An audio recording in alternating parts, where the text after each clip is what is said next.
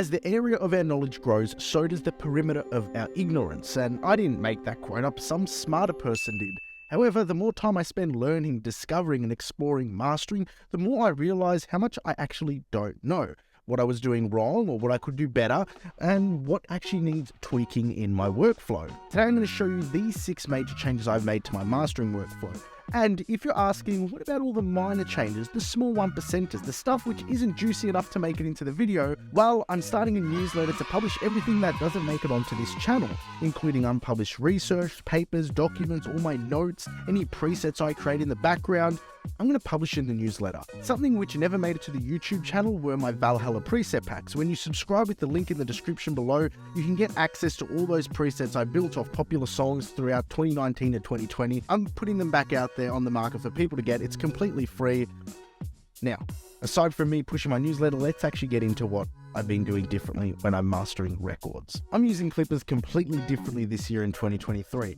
For a long time, I've been using clipping as the processor just before my limiter to buy me that little bit more headroom before I hit my limiter. However, I've found that actually using clipping first up in my chain allows me not only to buy headroom down the chain for a louder master like I used to use it, but it also creates a layup in a sense because it helps produce consistent peak levels which feed any subsequent processes in my chain, especially dynamic processes, resulting in more consistent compression, overall levels and movement, especially going from one passage to the next. It just helps keep things consistent before I actually start processing. So I'm using standard clip in hard clip mode, which is basically the soft clip saturator curve not engaged, just on minimum. But the reality is any clipper will do this task for you. If you're only ever shaving half a decibel to 1.5 decibels of peak at any given time, you're going to be okay. Just make sure to use oversampling so it's interpolating that sample data in order to clip accurately. And I'll show you what that looks like. So if you're looking over here, this is an offset sync waveform. The sample peak level is 8.13, but the true peak level is 6.37.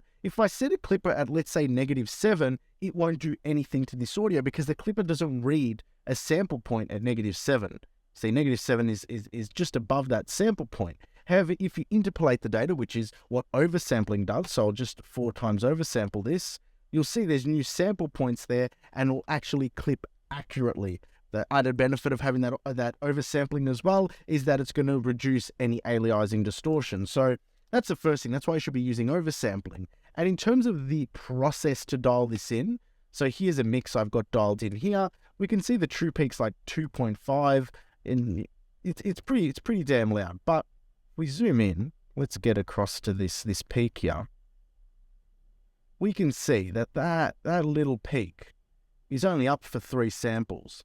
So if we get, where are we? Where's our little clipper? D-clip here. Not that we're going to use this. We'll go, even if we've got the clipper set to -6, which is quite a lot, we're only clipping 3 samples, which you're never going to hear the distortion from 3 samples in a 48,000 per second sample cycle. So you can use this clipper very transparently just to shave those peaks ever so slightly, buying you that headroom and allowing you to cleanly set up your chain. Next is how I place harmonics processing in my chain. When it comes to EQ or anything tonal, I firmly believe, and I've tested this blind in previous tests, that most of the time it sounds better and more open in a mastering context to EQ after compression, as any compression applied after an EQ simply minimizes the scale and subsequent change of what that EQ is doing. And that is something I've always stuck with. However, with harmonics processing, it was very much me trying and tinkering to figure out, do I place it before compression or after or before EQ, or where does harmonics actually sit in my chain? However, I've come to think of harmonics processing in its very nature as an EQ, as a tonal shift, as it introduces frequencies in order of even and odd octaves up the frequency range. I consider it a tonal processor. And since I've been doing that, I've been consistently getting good results using harmonics processing after dynamics processing. If you haven't already, check out my Ultimate Stereo Winding plugin video, as that has some very cool harmonics processing in it, as well as Tone Project's Bassline Pro. and I'm going to show you how I'm using these stereo harmonic sections in these two tools to add some great weight and warmth to the stereo field, as well as great air, and why I consider them tonal changes to the overall mix. Here for this mix, we can monitor the side signal, and we can hear that there isn't a great deal of low end in the side signal.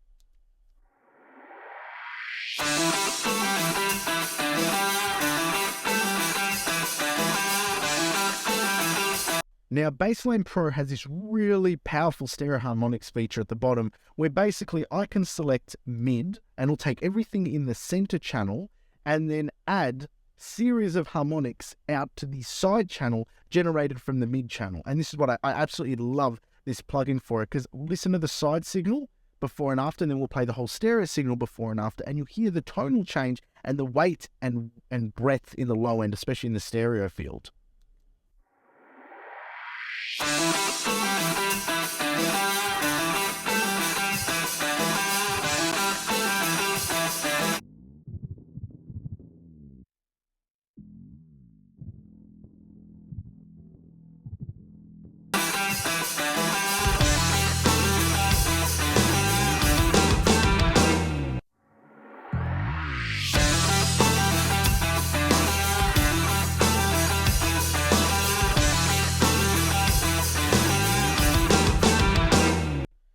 What a cool way to use harmonic processing as a tonal shift there, just in the low end, just in the stereo field.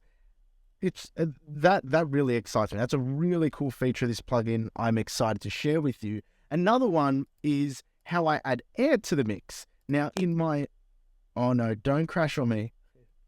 Now on my stereo widening plugin I've created here, this little meta plugin patch, on my full channel mixer, this fourth one here is an Aphex style harmonics generator. So it filters out only the top end and then adds harmonics. It's oversampled, so it's not aliasing. Now take a listen to this. So that's the parallel channel there on the side signal, because it goes through a mid-side matrices. And have a listen to this get turned on and off.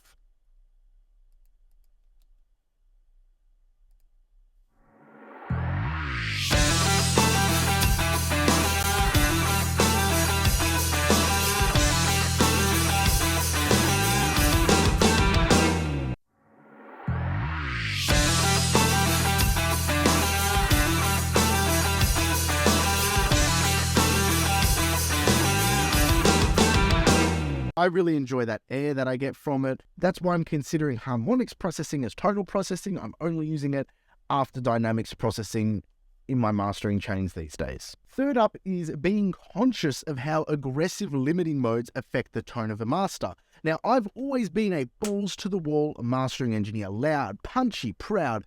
But what if I could still have loud, but with more depth, more weight, more impact? Modes like transparent and all-round in Pro L2, or transient and modern with a fast speed in Isotope's Maximizer are great for the former, loud and punchy. But level matched to an original mix, you'll soon find that all that punch and energy is coming at the compromise of the weight in your low end. And that's because they each permit for more harmonically rich or distorted limiting style. Now, this can sound energetic when you're driving the signal, but can also lead to the low end sounding weak when you turn the speakers back down. Something as simple as slowing down the speed or using classic mode in IRC4, which weights itself for measuring for less distortions in the resulting signal, keeps those harmonics at bay and allows for a bigger and more rounder low end. What I found is that a bigger and rounder low end makes up for the impact on the 0.5 decibel to 1.5 decibel of overall loudness I've had to lose. And to showcase this, I've got both these limiters engaged. The top one is using modern mode with a relatively fast release, and the bottom one is using classic mode with a slower release. Now, the modern mode is 0.8 decibels louder, so I've level matched it, so we only hear the changes in tone. But take a listen. I'll play one through the modern one through the classic, and you'll hear the low end extension in the classic is a bit more smooth, is a bit more open, and then I'll loop one of the double kicks, and you'll hear just exactly how clear that low end just opens up when you're using the classic mode and not permitting as much harmonic distortion through.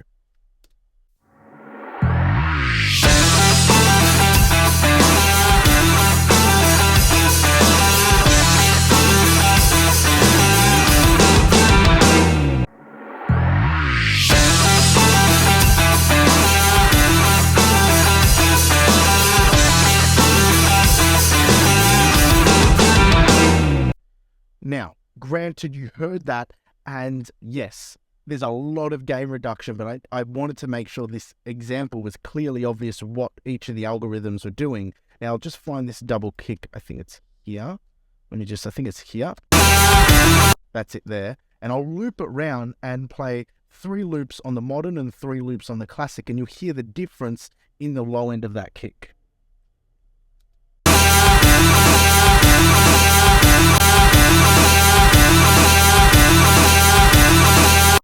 It just extends, just pushes down a bit lower. Now, the next one is going to shock some people, and some other people are going to know exactly what I'm saying here. But I always now use true peak limiting. I did a whole video on the topic debunking the whole, does true peak limiting have a sound? And you should go and watch that. But the short reason why I'm all in on true peak limiting is because it's simply more accurate gain reduction. And with a refined approach to my mastering, I no longer need to rely on intersample peaks or overs in order to hit competitive loudness levels. I can just do that knowing how my limiters are working and interacting, and that the true peak isn't actually a hindrance. In fact, it's a benefit for the sound and accuracy of my final masters. And finally, the biggest major change to my mastering workflow in 2023 is that I have a duty to deliver the best possible masters to my clients. But in the past, I've delivered 5 different master formats, which left some clients confused. And I originally adopted this practice based on information from peers, including mastering veteran Bob Katz, who said that a mastering engineer wasn't doing their job if they didn't deliver these 5 masters. I did a whole video on why I began delivering those 5 masters. But I've realized that it's important to evolve my practices and deliver only the masters that are necessary and reduce friction. Going forward, I'm delivering 3 masters to all my clients for peace of mind. A high-res version with a 0 decibel true peak at the native sample rate. In the past, I struggled to get true peak limited masters to sound right, so I would deliver a true peak normalized master alongside a native PCM limited master downsampled to 44.1 24-bit. Now that I understand the ballistics and behavior of true peak limiting, I can combine these 2 masters into one and just deliver a 0 decibel true peak high-res version rather than a 44-24 and then a high-res one separately. The second one I'm delivering with all my masters is a negative 1 decibel true peak Apple digital master at the native sample rate and bit depth of the session. While it's still a method of high-res playback offered by Apple Music and I'm certified with them to provide it, I'm going to continue to provide these with each project. And the third file is a 320 kilobit per second MP3 for clients to use in press kits and email correspondences. That's not necessarily a file they'll use as a master for public distribution. However, I'm no longer delivering the following 2 masters as default. CD 44.1 16-bit. Of the 800 projects I completed last year in 2022, I only produced 8 DDP images for CD production. As such, having 44.1 16-bit masters available for the other 792 projects didn't make sense, so I'm no longer delivering that format unless a client requests it. And the 5th one I'm no longer delivering is a specific 16-bit format for distributors like CD Baby. What I'm going to do is instead, I'll ask my clients before I start the project in the booking information whether or not they want that, and they can ask me, because most people are just using the high-res masters anyway to upload to distribution, so I'm creating redundant copies which they don't really need and often confuses them. So those are the major changes I've made to my workflow in mastering in 2023. They're things I think you should strongly consider. If you enjoyed this video, please don't forget to subscribe, like the video, and until next time, take care.